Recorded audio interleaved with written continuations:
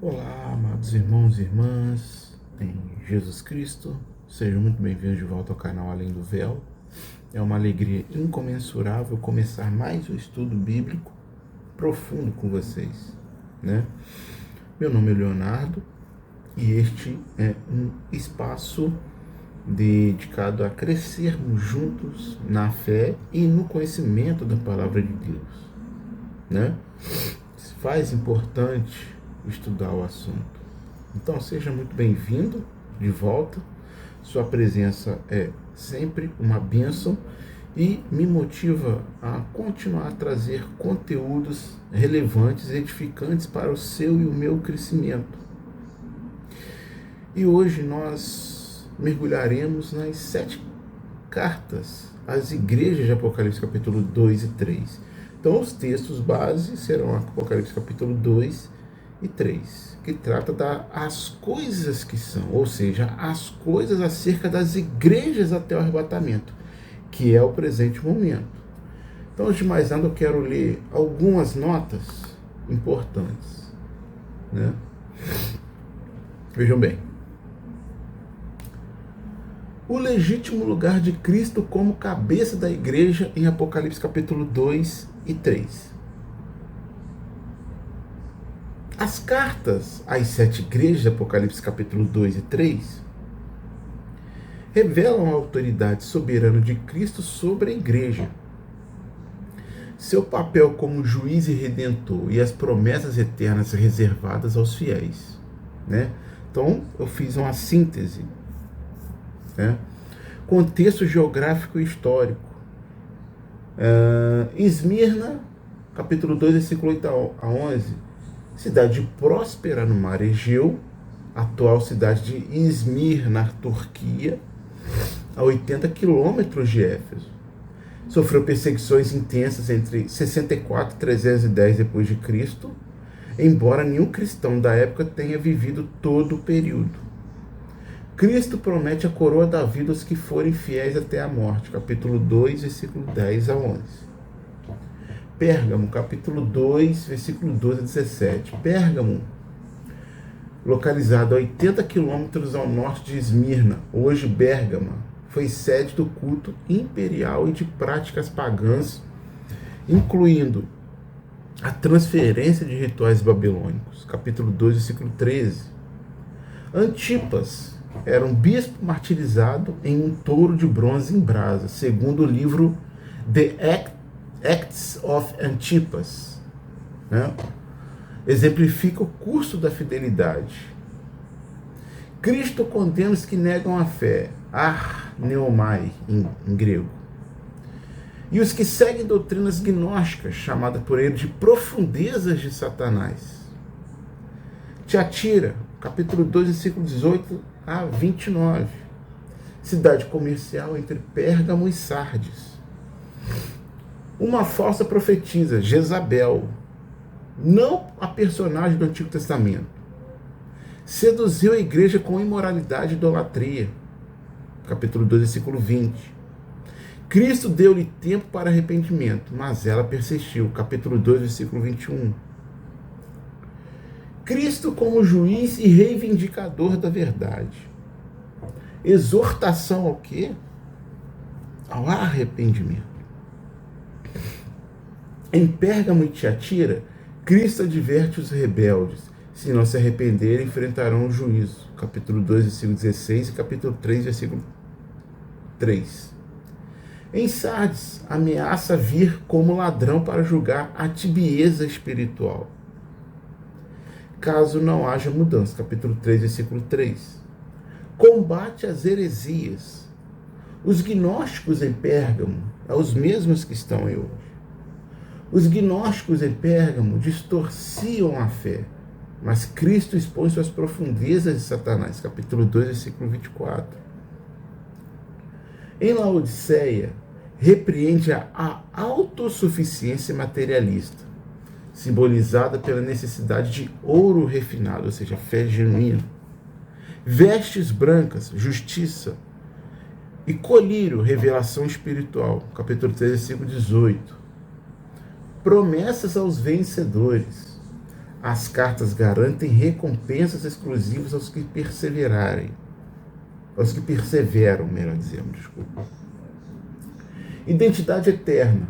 Uma pedra branca. Capítulo 2, versículo 17. Símbolo de absolvição, vitória e acesso a privilégios. Ou nome gravado, sustento vitalício.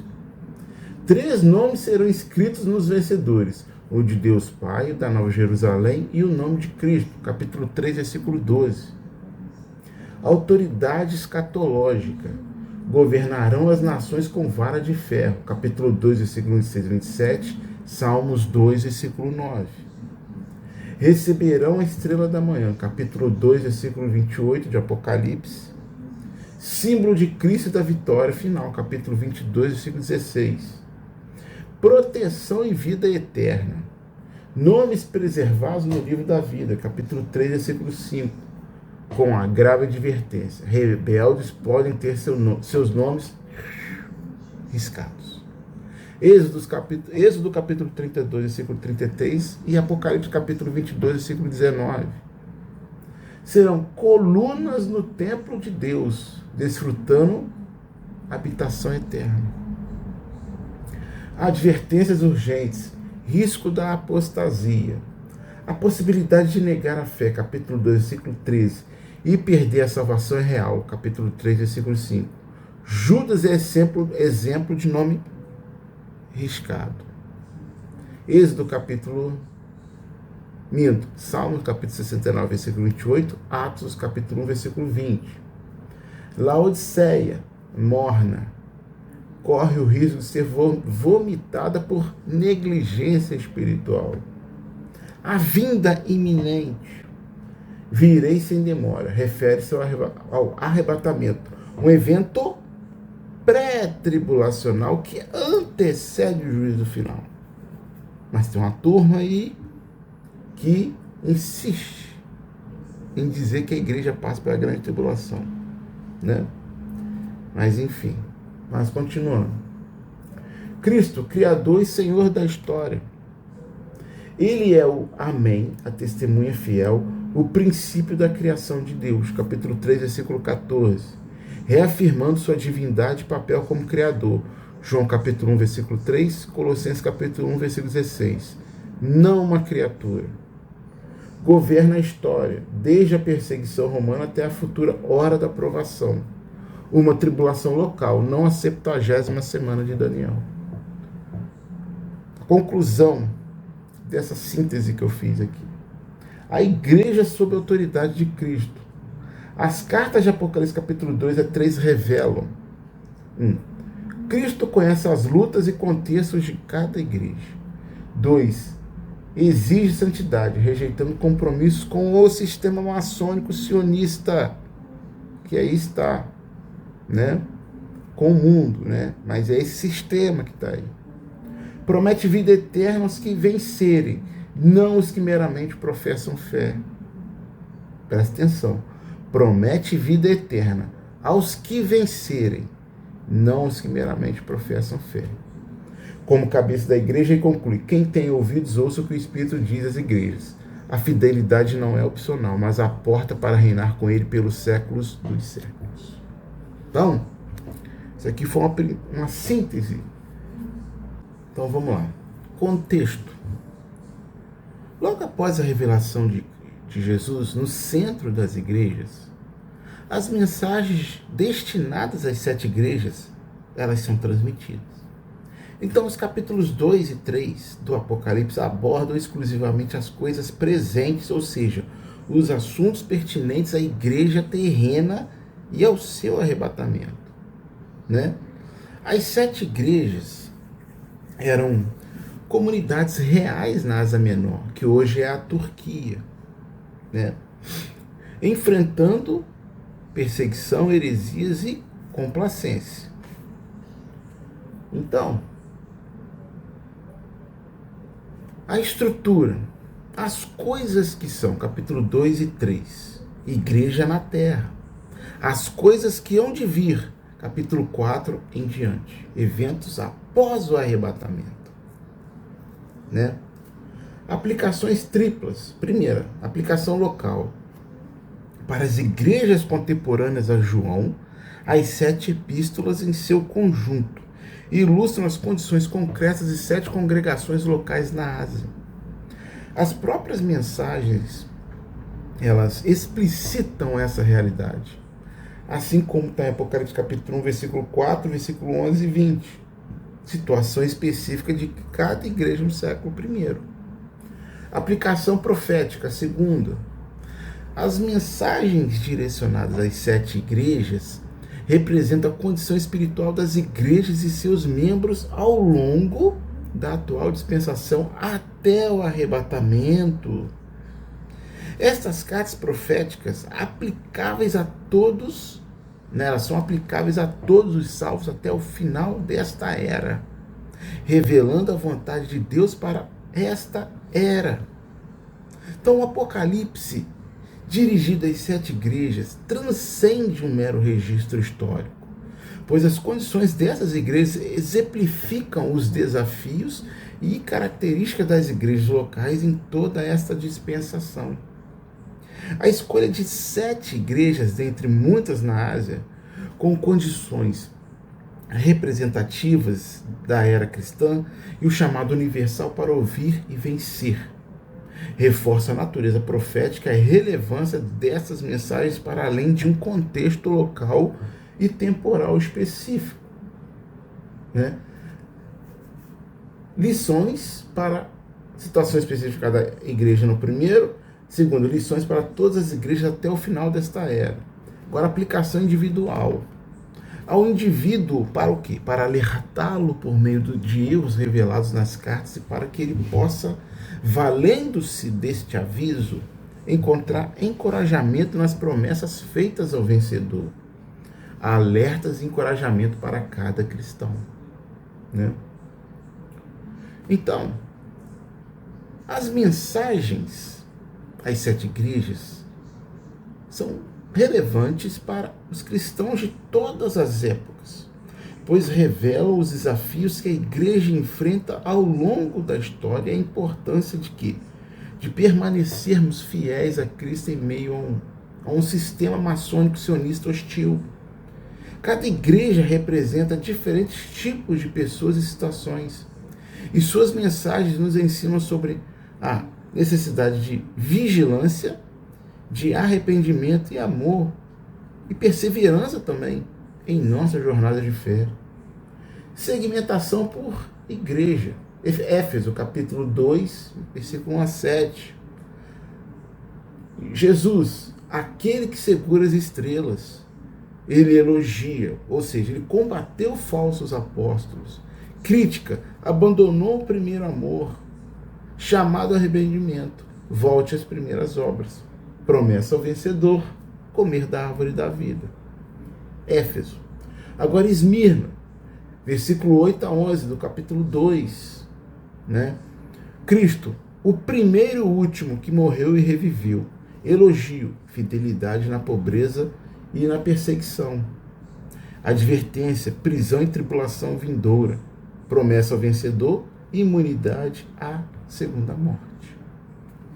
Pérgamo, versículo 12 a 17. Jesus, portador da espada afiada. Elogio, manteve a fé sob o trono de Satanás. Crítica, tolerância a Balaão e Nicolaítas. Promessa ao vencedor, maná escondido e pedra branca. Tiatira, versículo 18 a 29. Jesus, Filho de Deus com olhos de fogo. Elogio, crescimento em obras. Crítica, tolerância a Jezabel e a idolatria. Promessa ao vencedor, autoridade sobre as nações, mais estrela da manhã. Sardes, capítulo 3, versículo 1 a 6. Cristo, aquele que tem os 7 espíritos. Crítica, reputação de vida, mas está morta. Chamado, vigiar e fortalecer o que resta. E promessa ao vencedor, vestes brancas e nome no livro da vida. Filadélfia, versículos 7 a 13. O que tem a chave de Jesus, o que tem a chave de Davi, elogio, guardou a palavra com fidelidade. promessa ao vencedor, coluna no templo de Deus, mas proteção na tribulação. Laodiceia, Cristo, o Amém, testemunha fiel. Crítica, mornidão espiritual e autossuficiência. Apelo, compre de mim ouro refinado. Promessa ao vencedor, assentar-se no trono com Cristo. Muito bem. As mensagens às 7 igrejas do Apocalipse seguem um padrão discernível em 10 pontos principais. Primeiramente, cada mensagem se refere a características de Cristo, e os cabeçalhos das cartas aos pastores refletem essas características. Cristo elogia todas as igrejas por suas obras virtuosas, exceto a última, que é a Laodiceia, e repreende todas, exceto Esmirna e Filadélfia, enquanto Éfeso, Pérgamo, Tiatira e Laodiceia são chamadas ao arrependimento. Esmirna e Filadélfia, purgadas pela perseguição, não necessitam, e Sardes é considerada irremediavelmente réproba. Todas as igrejas, exceto Esmirna e Filadélfia, recebem advertências de juízo. Observa-se uma progressão na corrupção das igrejas, culminando em Laodiceia, a mais corrupta, né? Cada carta contém uma promessa para o vencedor e a exortação universal. Quem tem ouvidos, ouça o que o Espírito diz às igrejas.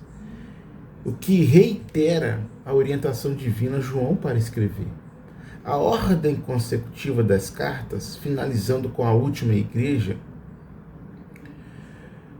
procede uma nova ordem de eventos, coisas que depois destas devem acontecer, depois da era da igreja, após o arrebatamento da igreja, indicando que as mensagens às igrejas se referem a um período anterior ao Apocalipse propriamente dito.